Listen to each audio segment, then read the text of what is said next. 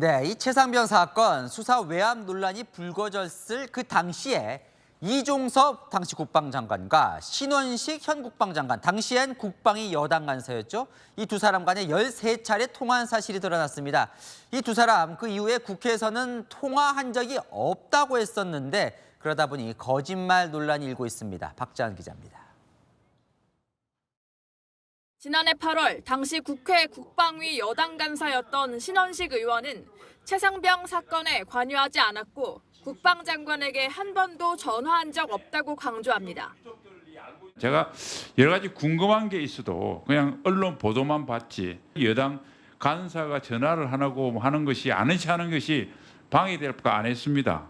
그거 인정하시죠? 예, 그렇습니다. 한 번도 전화를 한 적이 없습니다. 예.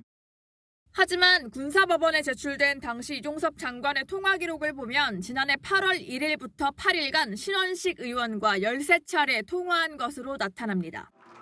두 인사가 마지막 통화를 나눈 건 8월 8일. 이튿날 국방부 조사본부는 사건 재조사에 착수했습니다.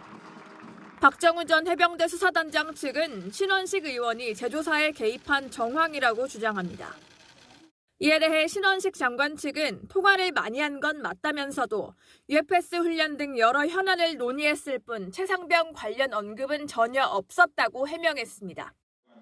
통화는 했지만 최상병 관련은 아니란 겁니다. 공수처는 어제 김모 전 국방부 조사본부 TF단장을 상대로 2차 소환 조사를 벌였습니다. 재조사가 이루어지면서 최상병 사건 피의자가 8명에서 2명으로 줄어든 과정에 외압이 있었는지 따져보고 있습니다. 채널A 뉴스 박자은입니다.